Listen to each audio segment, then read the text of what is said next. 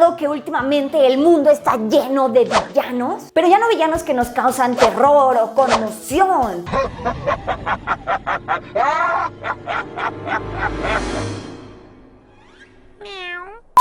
Cada vez más parece que el cine, las series y la cultura pop en general nos está pidiendo que nosotros simpaticemos con ellos, que conozcamos cuáles son sus verdaderas filosofías. Porque el mundo ya no es tan blanco y negro, ya no se trata de héroes muy buenos ni de villanos muy malos. Entonces cada vez hay más y más personajes conflictivos que nosotros admiramos un montón.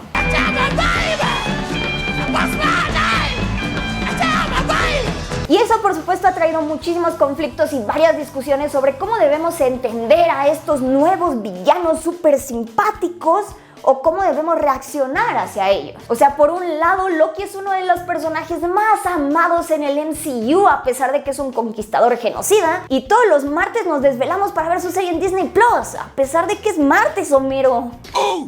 ¡Hay trabajo!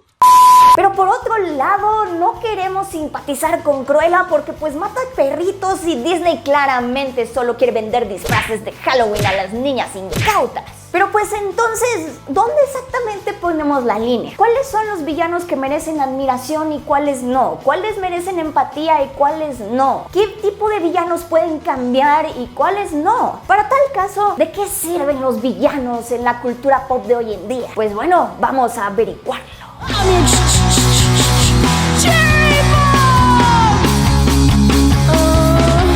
La razón de existir de un villano en cualquier historia es para marcar un fuerte contraste con los héroes y que sí representen un desafío importante para sus ideologías, para sus estilos de vida o para las creencias de estos héroes. Por eso en los inicios del cine teníamos a los villanos que solo eran malos, muy malos, con bigotes largos y que más bien estaban para destacar la honestidad, bondad y todo lo que hacía bueno y bonito al héroe. Nos ha salvado, estamos agradecidos. También es importante aclarar que el primer boom del cine se dio en el contexto de la Segunda Guerra Mundial, en donde había ansiedades bastante marcadas alrededor del mundo y que conocíamos muy bien cuáles eran las verdaderas amenazas. Y pues está de más decir que todas esas películas eran propaganda aliada. Por eso también a mediados de los 50 y 60, cuando la amenaza en Estados Unidos realmente era la URSS y el comunismo, los villanos ya no eran tan caricaturizados, ya no eran literalmente nazis, pero seguían siendo personas extranjeras que más bien querían venir a dominar el mundo, o bien monstruos extraños que llegaban de otro planeta para controlar tu mente. Suddenly, while you're asleep, they'll absorb your minds, your memories, and you're reborn into an untroubled world. Where everyone's the same. Exactly. Pero bueno, también superamos esa etapa donde los villanos eran extranjeros malos, muy malos, y los héroes eran gringos súper fuertes y guapos relativamente rápido. Y eso fue en gran medida a películas tipo como las que hacía Martin Scorsese en los 70 y 80. Justo en el momento cuando ya había más libertad para representar temáticas complicadas y difíciles de la vida diaria en el cine. De ahí salieron personajes como el de Travis Bickle en Taxi Driver, un tipo horrible atrapado en un ciclo de violencia y corrupción y cuyo único atisbo de media bondad es querer rescatar a una prostituta de 12 años. Who the hell else are you talking? Talking to me? Aquí también podemos pensar en Alex de Naranja Mecánica o en Michael Corleone del Padrino, personajes de moral muy dudosa a quienes vemos crecer y desarrollarse en un ambiente sumamente corrupto y violento, al grado en el que por un momento pensamos que no hay otra salida para ellos que el camino del mal. Excepto con Michael en la primera película, sí te duele mucho que vaya perdiendo su inocencia y esas ganas de escapar del negocio familiar y que luego al final no nada más se vuelva el gran heredero, sino que acepte gustoso lo que le toca. That Corleone.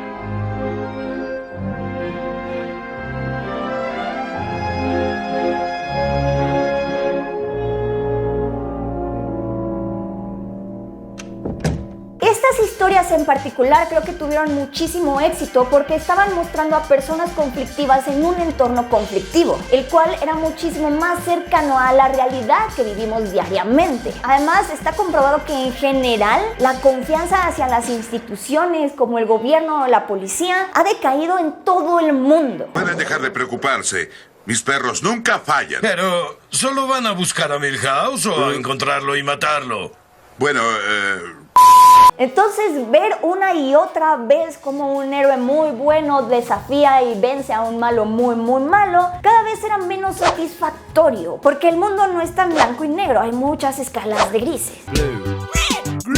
Green is not a creative color. Así que al menos estos nuevos villanos ochenteros, que eran sumamente atractivos para la audiencia, eran atractivos precisamente porque eran muchísimo más complejos y porque tomaban decisiones muchísimo más difíciles que no necesariamente los llevaba a un buen resultado. Y aquí creo que es un muy buen momento para empezar a hablar sobre cómo ha cambiado la manera en la que nosotros nos relacionamos con los villanos que admiramos en el cine y las series. Porque una cosa es que te pidan que empatices con él, o sea, que puedas ponerte en sus zapatos y entiendas los procesos mentales que llevan para tomar las decisiones que toman. Y otra muy diferente es que simpatices con él, aceptes lo que es, lo justifiques e incluso lo admires. Scarlet Overkill, la supervillana más cool de la vida. Y es que justo en personajes como Alex, como Michael o como Travis, nosotros no buscamos justificarlos. Lo que nos pide la película es entenderlos. Al final del día, estas películas ya no mostraban las ansiedades y los miedos por la guerra y la dominación y la conquista. Ahora, más bien era una crítica al sistema, sobre cómo el sistema es corrupto, es violento y no solamente está ahí para cuidarnos. Muchas veces el sistema es tan abusivo que produce personajes como ellos. Y como todo mundo ha sido abusado por un sistema, ya sea judicial, policial, gubernamental o lo que sea, abre una ventana para que nosotros nos podamos sentir un poco identificados y hasta cierto punto podamos tener un cierto nivel de catarsis cuando los vemos. Incluso en algunos casos podemos hasta sentirnos conmovidos, como fue en el caso de Tarde de Perros, esta película de Al Pacino que la verdad está muy buena, en donde un dude asalta un banco y es súper violento para pagar la operación de reasignación de sexo de su esposa. Pero eso no le quita que es una persona bastante incómoda, bastante racista y bastante agresiva todo el tiempo. Well, so right away Sonny wanted to get me money for the sex change operation, but where was he going to get it? $2,500? Entonces sí, nosotros podemos empatizar con el sistema judicial indiferente que obliga a un hombre horrible como Travis a hacerlo menos malo en un barrio pobre de Nueva York. O también entendemos cómo un gobierno corrupto deja operar a mafias como la de la familia Corleone. E incluso podemos demonizar las instituciones débiles que no saben qué hacer con jóvenes perdidos y confundidos como Alex. Entonces los villanos pasaron de ser caricaturas a seres complejos que están envueltos y enredados en un ciclo de violencia y horror del que nunca van a salir, pero que merecen al menos entender cuáles son las situaciones de dónde nacen. Pero eso volvió a cambiar en los 90 con el renacimiento de Disney.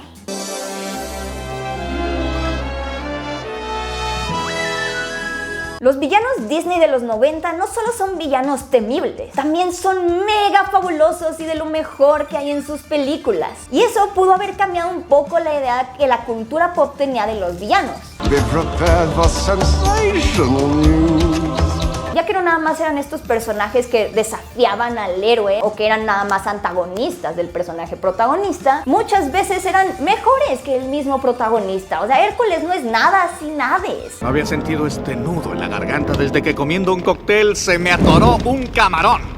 Pero a estos villanos noventeros de Disney también se les pegaron otros villanos tipo American Psycho. O sea, los villanos pasaron de ser seres complejos en ambientes complejos a ser personajes complejos que además eran fabulosos y que le caían muy bien a la audiencia también. Hip to be square.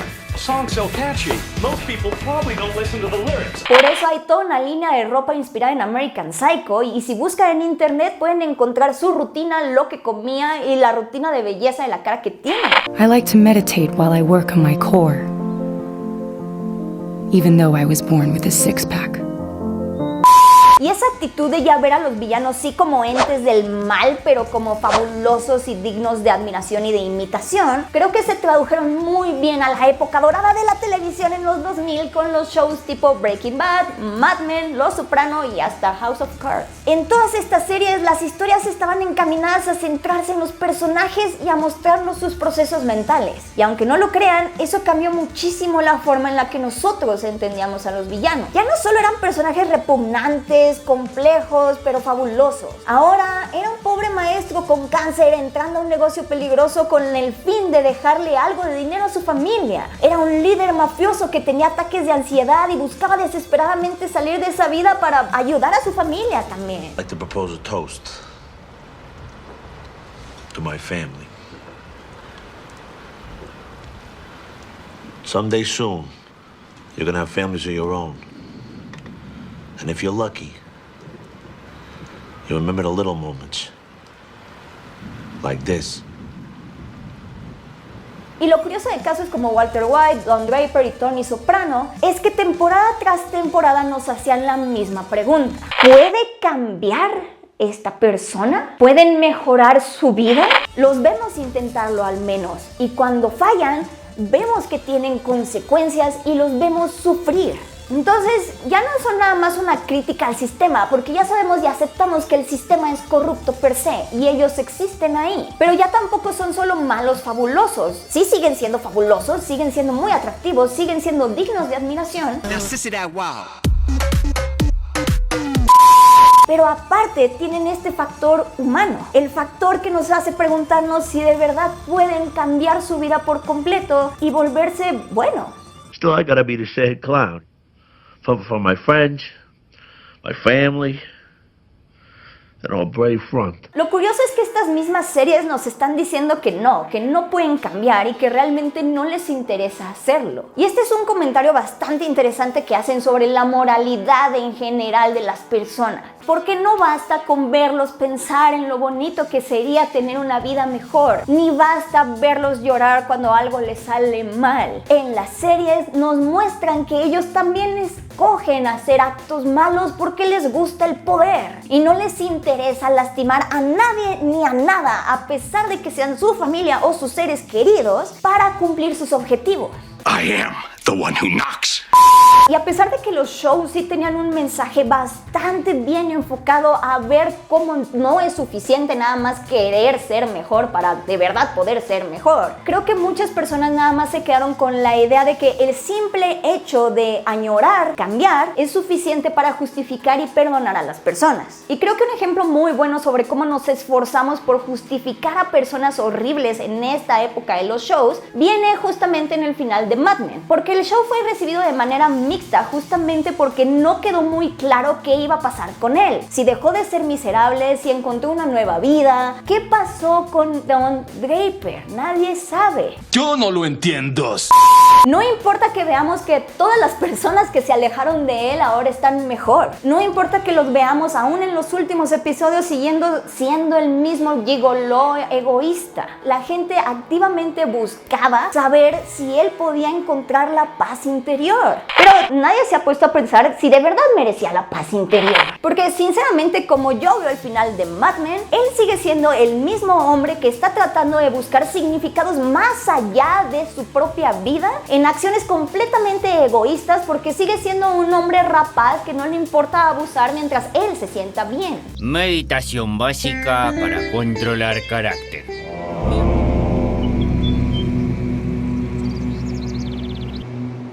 Los Sopranos es otro ejemplo bastante bueno de esto, porque el final fue tan controversial precisamente porque no nos dijeron si Tony vivía o no, y por lo tanto no nos dijeron si Tony podía cambiar o no. Sin embargo, creo que todas las pistas están encaminadas a decirnos que Tony sigue en el mismo camino de violencia y mafia en el que ha estado metido toda la serie. Pero como no fueron finales tan contundentes como el de Breaking Bad, en el que nos dicen que todas las acciones, todas las actitudes de Walter White no pueden tener otra consecuencia más que él termine muerto de una manera súper violenta,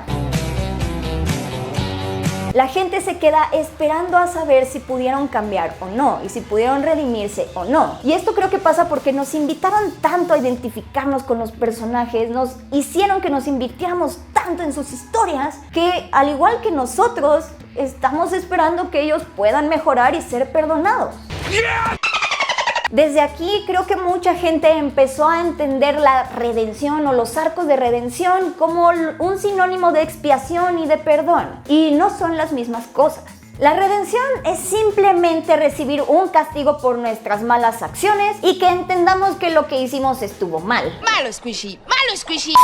A Walter White y a Tony Soprano los vemos muchas veces darse cuenta de eso, pero también los vemos muchas veces recaer y muchas veces volverse mucho más violentos y abusivos a lo largo de su historia. ¿De qué sirve que sepas que estás haciendo algo mal si de todas maneras lo sigues haciendo? La redención es solamente el primer paso para cambiar, porque recibir castigos por nuestras acciones no nos hace automáticamente dignos de perdón. Piensen en este caso en cosas como Severus Snape o Draco Malfoy de Harry Potter. Sí, nosotros descubrimos al final de la historia que Severus Snape siempre estuvo del lado de Dumbledore y siempre estuvo cuidando a Harry, principalmente porque estaba enamoradísimo de su mamá. Eso le quita los años de abuso que hizo contra Harry, nada más porque le tenía un rencor enorme por parecerse a James. Mi padre fue un gran hombre. Tu padre fue un cerdo. Lo estricto que era con todos menos los Slytherin, lo dudoso de sus alianzas, el hecho de que nadie, ni siquiera el mismo Dumbledore, podía confiar 100% todo el tiempo en él. Cambia nada más porque resulta que sí hizo lo que tenía que hacer, que le pidieron, que por cierto viene de una razón sumamente egoísta, porque él lo hace nada más porque sigue obsesionado con Lily. ¿Debemos cambiar nuestra actitud con él nada más porque se murió? Pues no. Y lo mismo pasa con Draco Malfoy. O sea, sí, ayudó a Harry, no lo acusó con los Death Eaters. Draco se da cuenta de lo mal que están haciendo. Le da miedo Bellatrix Lestrange. Ya no le gusta estar en ese círculo. Pero después de todos los años que abusó de su privilegio, de su sangre pura, lo mal que trató a todos, no nada más a Harry, sino a todos sus compañeros que eran diferentes a él, lo hace ahora digno de admiración y todo un héroe nada más porque una vez tomó la decisión correcta. Nadie pidió tu opinión. Sangre sucia e inmunda. Pues claro que no, son personas malas, solo no tan malas como Lord Voldemort. Y es que creo que hay un componente muy importante con Severus Snape y Draco Malfoy, y es que realmente nosotros no los vemos trabajar para obtener las disculpas de las personas que supuestamente están intentando crear lazos afectivos nuevamente, ni los vemos cambiar de actitud en ningún momento. Bien hecho. Estoy muy sucio. El hedor del fracaso no desaparece. Y este sí es como un tema bastante importante al momento de hablar de villanos que pueden convertirse en héroes o villanos que merecen el perdón. Tenemos que verlos cambiar, tenemos que verlos darse cuenta de lo mal que han obrado y tenemos que verlos tratar de resarcir el daño y después mantenerse buenas personas. Un ejemplo muy bonito de esto me parece Amity Blythe de The Old House, pero creo que el ejemplo más grande que tenemos sobre esta situación en la cultura pop viene del reconocido verdadero rey de los Saiyajines, Vegeta. Mi corazón tiene pura maldad. Vegeta inicia como un villano en Dragon Ball que comparte las mismas ideas expansionistas y genocidas de Freezer. Y ok, realmente jamás vemos cómo se enamora de Bulma ni cómo entra al grupo de amigos de Goku tan fácil. Él simplemente ahí está un día y ya. Sin embargo, a lo largo de la historia vemos que desde que se casa con Bulma ya dejó de hablar de los humanos como seres inferiores. Ok, sí los considera seres inferiores, pero ya no dice abiertamente que son seres inferiores. No es precisamente una persona decente, pero lo intenta. Esta pelea no es para ustedes, gusanos. ¿Dijiste gusanos? Y o sea, está mucho más, pero años luz más involucrado en el cuidado de sus hijos de lo que Kakaroto jamás ha estado. O sea, hay momentos en los que los vemos con un bigotito, con una camisita, cargando a Trunks, queriéndolo. Lo vemos literalmente cada vez más interactuar de una manera más conmovedora con los humanos y con la gente que quiere. Eso es un gran cambio a cuando solamente era un villano que quería destruir la Tierra. Y por supuesto no podemos olvidar cuando Vegeta se sacrifica aún teniendo el control mental de Babidi para salvar no nada más a su hijo Trunks, sino a la Tierra entera. Adiós, Bulma. Adiós, Trunks. Y también Kakaroto. Aquí nos está demostrando que quiere a su hijo y por lo tanto que quiere a Bulma y quiere proteger la Tierra porque es el lugar en donde sus seres queridos viven. Ahí lo estamos viendo cambiar de verdad porque se replanteó toda la ideología Saiyajin que tenía, la cambió por completo y aceptó ser un padre de familia. Aun cuando eso le cueste muchas veces ser el mejor o ser más fuerte que Goku. Voy a ir a entrenar al planeta del señor Bills. Dime, ¿quieres venir conmigo, Vegeta? Solo por esta vez diré que paso. ¿Qué? ¿Por qué no quieres ir? ¿Cómo que por qué? Ya viste a Bulma, ¿cierto? El bebé nacerá en cualquier momento, no puedo ir. ¿Por qué te importa tanto si tú no vas a tener al bebé? Lo bonito de estos personajes, tanto de Walter White y Vegeta, es que sí tienen una visión muy clara de la moralidad que quieren explorar con los personajes. Y eso nos permite abrir un poquito más la conversación para explorar qué tanto puede cambiar un villano o qué tiene que hacer para convertirse en alguien decente y recibir el perdón. O no hacerlo y morirse, como lo hizo Walter White.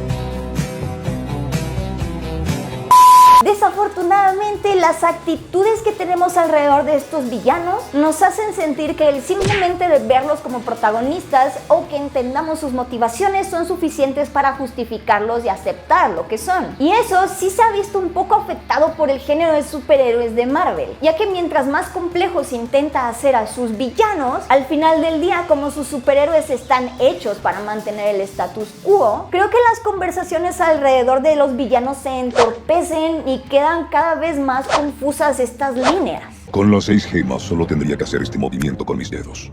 Y todos dejarían de existir, a eso le digo piedad. Thanos, a pesar de que es una reducción al absurdo sobre cómo una filosofía aparentemente buena o aparentemente altruista puede tener consecuencias catastróficas y por lo tanto ser igual de fascistoide, conquistadora, violenta y abusiva que otros villanos, fue suficiente para que muchas personas se inspiraran en él e incluso empezaran a decir que él tenía razón o que no hacía nada malo. Yo soy el único que lo sabe, o al menos soy el único que tiene la voluntad de hacer algo. Cuando de verdad lo único que tenemos que hacer es pensar 2 segundos su plan para darnos cuenta que lo que él está haciendo es decidir eliminar gente inocente en lugar de crear más recursos o tratar de realocarlos en otros lados para buscar una mejor vida para todos. Sus decisiones y acciones están lastimando a otros y él no tiene ningún tipo de remordimiento. Es un villano. Cuando termine, la mitad de la humanidad aún seguirá con vida. Y al menos en Marvel, cuando las cosas son más centralizadas o locales o están más encaminadas a que veamos un desarrollo de personaje más emotivo, las cosas se complican muchísimo más. O sea, Loki, a pesar de haber hecho cosas horribles, jamás ha sido considerado en el MCU como un villano 100%. ¡Su Salvador está aquí!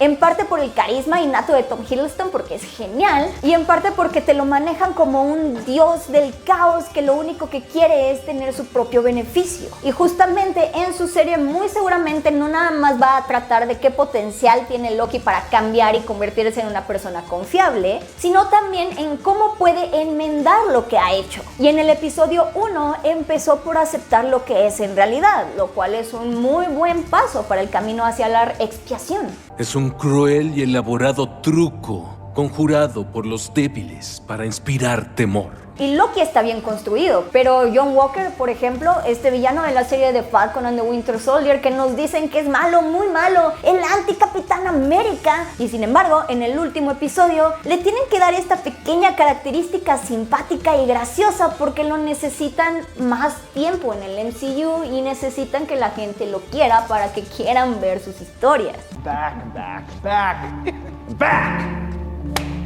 Y ahí es donde entra como una disonancia rara y causa personajes sumamente conflictivos. Y otro gran ejemplo es el Joker de Joaquín Phoenix. En su película no solo estamos viendo la historia de origen de un villano, sino que constantemente la película nos pide que lo entendamos y que estemos de acuerdo con su hartazgo. A él lo vemos sufrir atrapado en un sistema de salud negligente y un mercado laboral que no tiene oportunidades reales para él. E incluso el Joker va más allá a mostrarnos cómo todo el entorno de Bruce Wayne es en realidad un sistema rapaz horrible. En la película del Joker no hay ninguna característica redimible del entorno de Batman. Incluso van más allá al insinuarnos que Thomas Wayne puede en realidad ser el padre legítimo del Joker, mostrándolo todavía más como un ser vil y monstruoso que no le preocupa nada más que seguir acumulando riqueza. ¡Soy yo! ¡Papá! ¡Soy yo! Convierten a Thomas Wayne en un villano literalmente de novela mexicana para que nosotros conectemos mejor con el hartazgo y la preocupación del Joker. Y durante toda la película, el sistema de valores y de creencias del Joker nunca es retado realmente. Nunca se ven sus obstáculos, nunca se ve cómo tiene consecuencias malas lo que hace. Todo en la película es una espiral de confirmación para decirnos por qué el Joker hace lo que hace y tal vez no está tan mal lo que hace. La gente al final se lo merece también. A ver si entendí. ¿Crees que matar a esa gente fue gracioso? Sí, claro. Y estoy harto de fingir que no lo es. Y por eso, aunque no sepamos si la revolución que incitó el Joker está en su cabeza o si está pasando, el mensaje del final es exactamente el mismo. El chiste es que nosotros nos sintamos feliz por el Joker, sintamos catarsis y nos sintamos bien de que al fin acepta lo que es, un agente del caos. Pero pues, ¿cuál es la discusión moral aquí? ¿Qué es lo que lo hace exactamente un villano? ¿O qué lo hace digno de redención o de entendimiento, simpatía? ¿Nada más que ha sufrido y tiene problemas mentales? ¿Se aprovecha nada más que nosotros aceptamos que es un villano por ser el peor enemigo de Batman y ya? Eso no lo responde la película, lo deja bastante ambiguo. Y por lo tanto queda medio mediocre la exploración del villano porque ciertamente no está haciendo comentarios alrededor de absolutamente nada de sus procesos ni de su sistema de valores o creencias.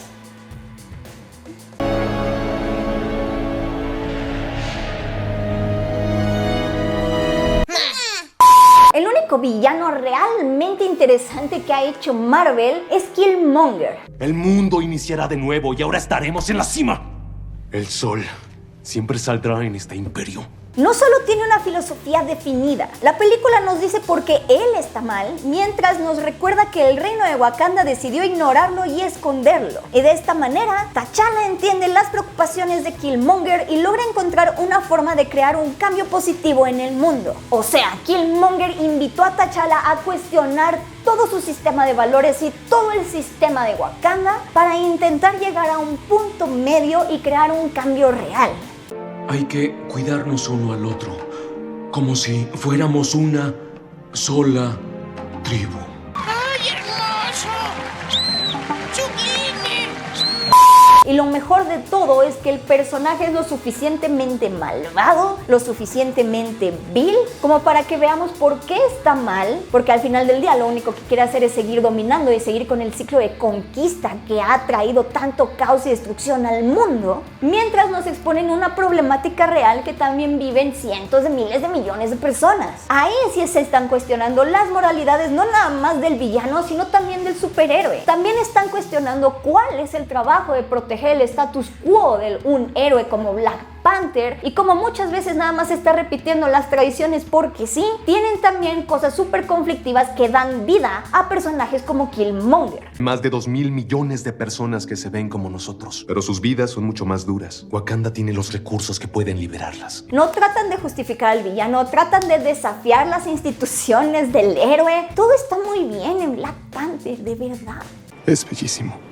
Como verán, los villanos han pasado de nada más representar las ansiedades y miedos de una sociedad en específico a crearnos verdaderamente cuestionamientos sobre qué es lo moral, cómo se puede cambiar y hasta qué punto alguien puede empatizar y entender los actos malos que un personaje puede hacer. Y mientras más complejo se vuelve el mundo en el que vivimos, más queremos de verdad entender la filosofía y el trasfondo detrás de una persona que comete actos vandálicos.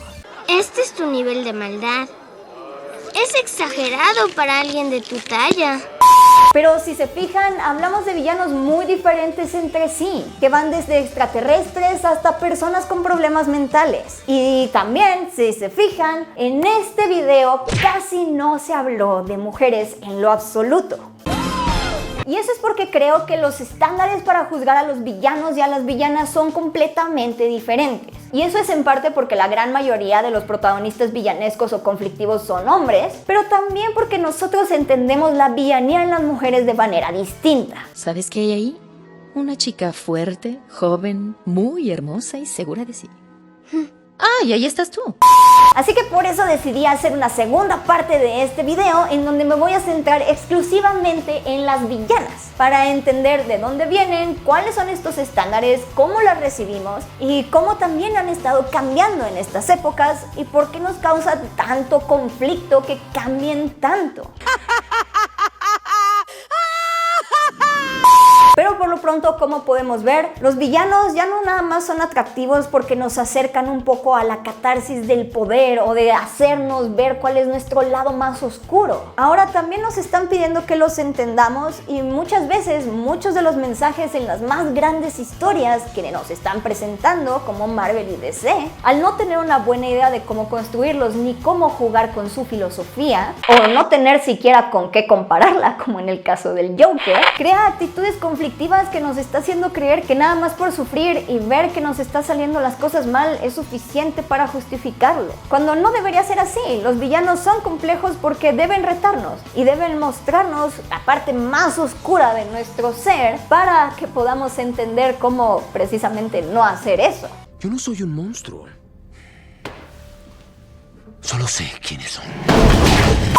Pero bueno, ¿ustedes qué piensan de esta discusión sobre los villanos? ¿Cómo han cambiado? ¿Cuáles son sus villanos favoritos? Déjenmelo en los comentarios, yo los leo todos. Muchísimas gracias por apoyarme y ver mis videos cada semana. De verdad significa muchísimo para mí. Espero que este video les guste. A mí la verdad me gustan mucho, pero mucho los villanos. Y un villano que acabo de ver que es completamente genial es el villano de Sweet Tooth. Pero si quieren conocer más a fondo mi opinión sobre Sweet Tooth, recuerden que esta semana va a haber un podcast de Go Damn, en donde junto con mis amigos Nepal, Clara y el Monitor Geek vamos a hablar no nada más de Sweet Tooth, también vamos a hablar de Luca y también vamos a hablar de Loki. Así que hay demasiados villanos en este podcast y les recomiendo mucho que lo vayan y lo vean. Muchas gracias otra vez por ver mis videos. Si quieren ayudarme, saben que una muy buena forma de hacerlo es darle clic a suscribirse poniendo la campanita y compartiendo este video si les gustó con quien más confianza le tengan. Yo soy Becca Salas, me encuentran en todos lados como Becca Salas y nos vemos la próxima para hablar de villanos.